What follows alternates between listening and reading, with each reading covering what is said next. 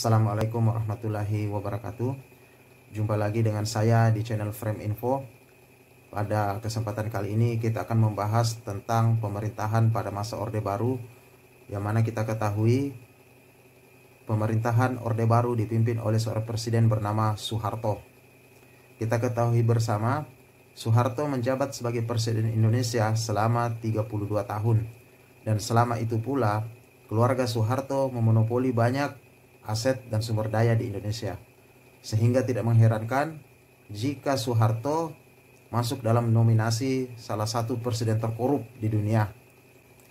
Nah, pada kesempatan kali ini saya akan menjelaskan beberapa hal terkait monopoli dari keluarga Soeharto pada masa Orde Baru.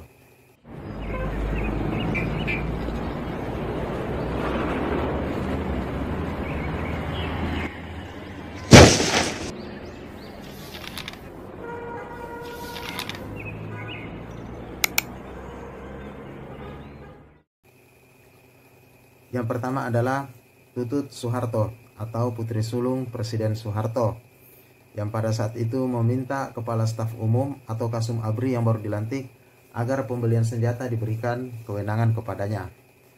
Adapun alasan Tutut Soeharto pada saat itu adalah urusan jual beli senjata merupakan proyek strategis yang harus ditangani orang kepercayaan presiden, sekaligus harus atas perintah presiden.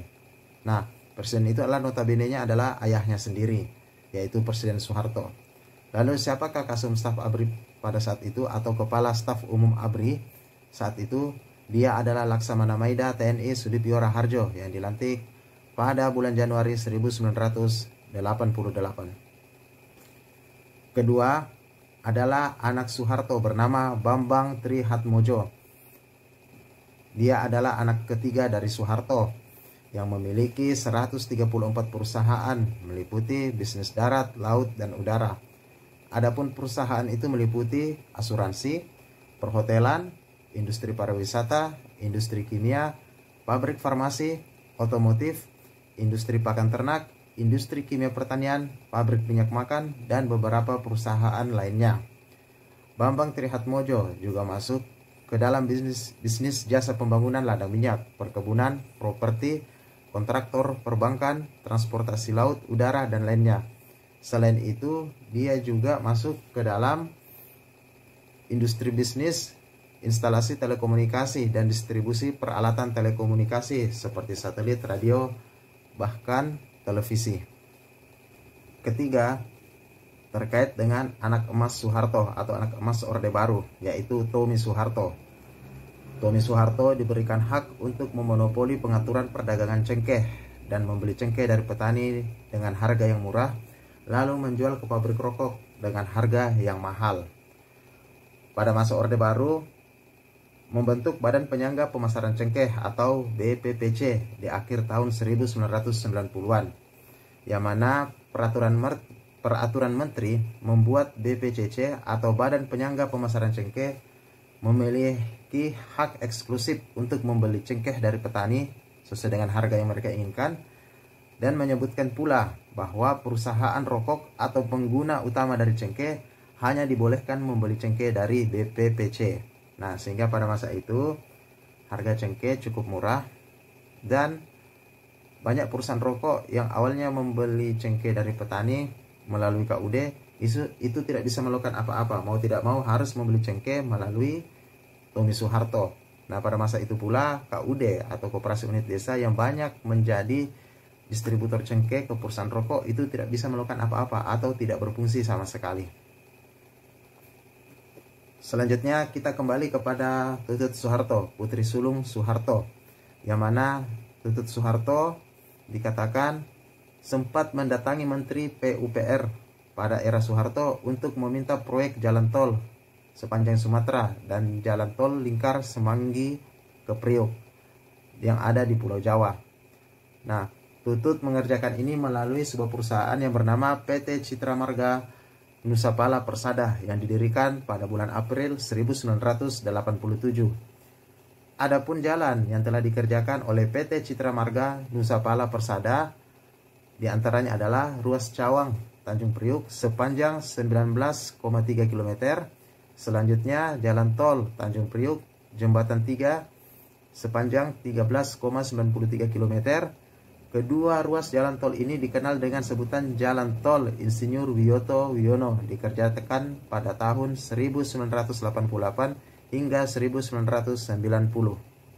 Selanjutnya, Soeharto mengeluarkan impres khusus agar anaknya Tommy Soeharto bisa memperoleh hak untuk mendatangkan 45.000 unit mobil dari Korea Selatan dengan bunga rendah.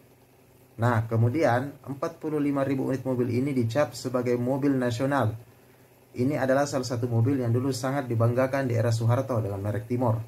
Mobil ini awalnya bernama Kia Serpia 1500 cc. Instruksi Presiden atau Inpres ini diterbitkan pada tahun 1996 tentang pembangunan industri mobil nasional yang diteken oleh Presiden Soeharto.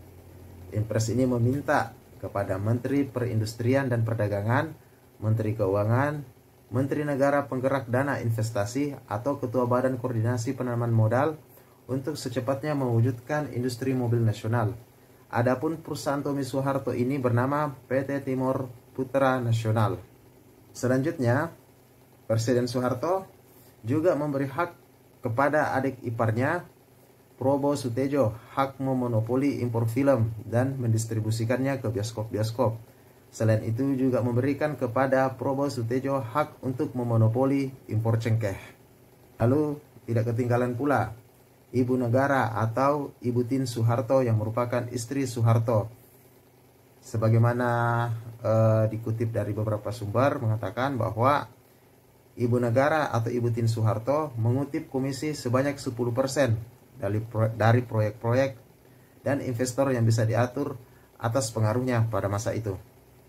Yang terakhir adalah keluarga Soeharto melalui entitas perusahaan yang berada di bawah kendalinya di luar dari tugas kenegaraan telah mengontrol sekitar 3,6 juta hektar real estate di Indonesia.